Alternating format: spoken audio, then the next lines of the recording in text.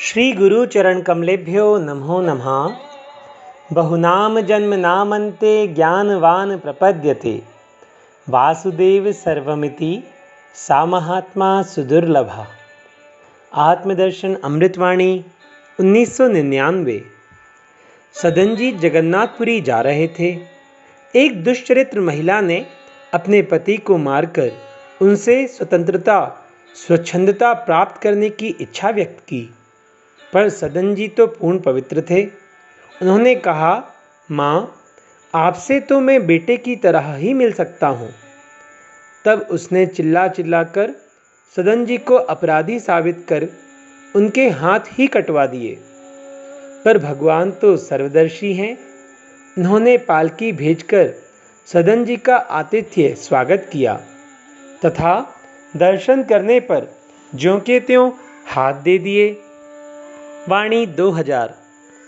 व्यक्ति के कर्म कैसे हों, पर उसकी आत्मा शुद्ध पवित्र होनी चाहिए, तब भगवान सदा रक्षक पालक बने रहेंगे। सदन जी दूसरों से मांस खरीदकर बेचते थे, जीव हत्या नहीं करते थे। शालिग्राम की मूर्ति से वे मांस तौलते थे, फिर भी भगवान पूरी तरह से प्रसन्न रहते थे। एक पंडित जी उनसे वे शालिग्राम लेकर अपने घर गए। 2 दिन में सदन जी को वापस कर आए, क्योंकि वहाँ पूजा का कोई भाव नहीं था। वाणी 2001। श्री राम जी के साथ सीता जी को भी वनवास जाना पड़ा और उनका वन में हरण हो गया। यह सब दुनिया को सहनशीलता मर्यादा का प्रत्यक्ष उदाहरण है। श्री राम जी ने रावण के सम्मुख अंगद जी को दूत बनाकर भेजा, शायद वह भी कुछ समझ जाए। काज हमार बासु हित होई। फिर भी रावण की समझ में कोई बात नहीं आई। भगवान तो परम दयालु हैं, फिर भी उन्होंने उसे अपनी श्रेष्ठ गति प्रदान की। वाणी 2002। भगवान ही व्यक्ति को प्रेरणा करते हैं, तब वह कुछ समझ सकता है, वरना तो सब मनमानी किए जा रहे हैं। कुछ तो एक भगवान की प्रेरणा इच्छा को समझकर मानकर उनके हो जाते हैं, पर कुछ तो अपनी चाल में ही रहते हैं और दर दर की ठोकर खाते हैं। सुग्रीव ने भगवान को स्वीकार किया, जबकि भगवान ने तो दोनों को स्वीकार किया। पर देखा जाता है, जो बल बुद्धि से कमजोर दीन है, वही भगवान की शरण जल्दी हो जाता है। वाणी 2003।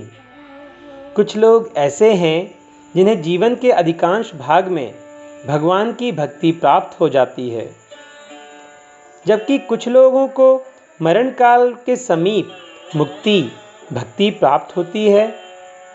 ठीक भी है, जिसका अभिमान बढ़ा हुआ होता है, उन्हें भगवान की शरण होने में कुछ समय लग जाता है, जबकि निराभिमानी को सीधे भगवान की पुकार करनी पड़ती है और शीघ्र ही वह भगवान का हो भी जाता है।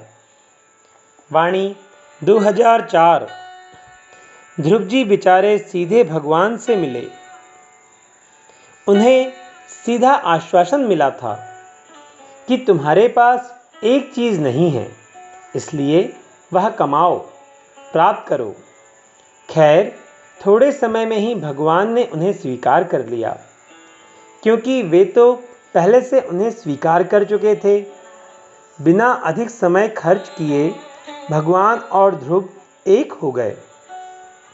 वाणी 2005।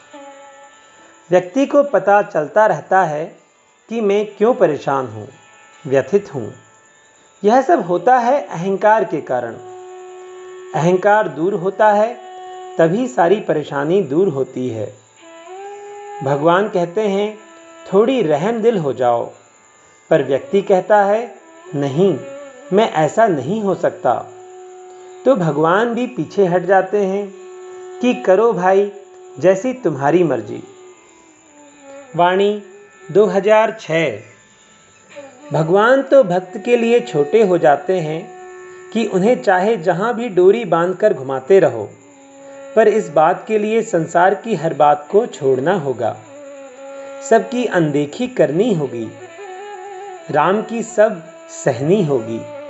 हाँ, भगवान ही हमें सारी कृपा रूपी प्रसाद भेंट कर रहे हैं, चाहे आग में कूदने की हो, चाहे वज्र के आघात सहने की। वाणी 2007। संसार में सारे अनर्थ की जड़ है एकमात्र द्वैतता।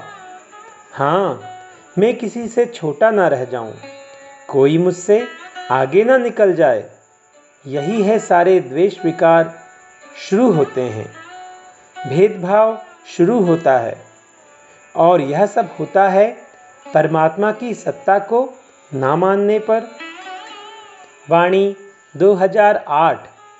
मैं पंडित हूँ, दूसरा मूर्ख है, मैं सब कुछ जानता हूँ, दूसरा कुछ नहीं जानता। इस तरह से जानबूझकर भेदभाव पैदा कर लिया जाता है। यह भाव दूसरे से टकराव को निमंत्रण देता है। क्या ऐसे विचार से व्यक्ति अहिंसक हो सकेगा? मैं कुछ अधिक जानता हूँ, ऐसा सोचना मानना ही नादानी है, क्योंकि कहीं ना कहीं कोई ना कोई हमसे भी अधिक जानकार होगा, तो इतने समय में हम मूर्ख हो ही गए। वाणी 2009।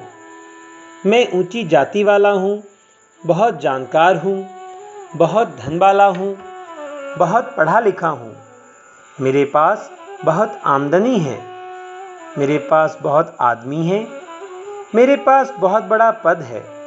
ऐसी मान्यता करके व्यक्ति बहुत तप तीर्थ दान पुण्य करने के बाद भी परमात्मा से बहुत दूर बना रहता है।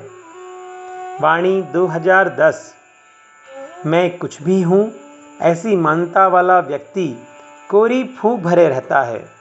यथार्थ में उसके पास कुछ होता नहीं, और जो भी होता है वह सब झूठ होता है, क्योंकि जिसके पास जो भी होता है यदि उसे अपना मान लिया तो परमात्मा तो दूर और वह झूठा और हो गया।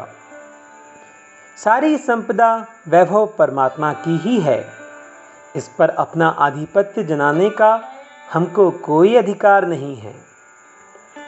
सोचना भी नहीं चाहिए कि यहाँ कुछ भी मेरा है। श्री गुरु चरण कमलेभ्यो नमो नमः। सभी को दंडवत प्रणाम।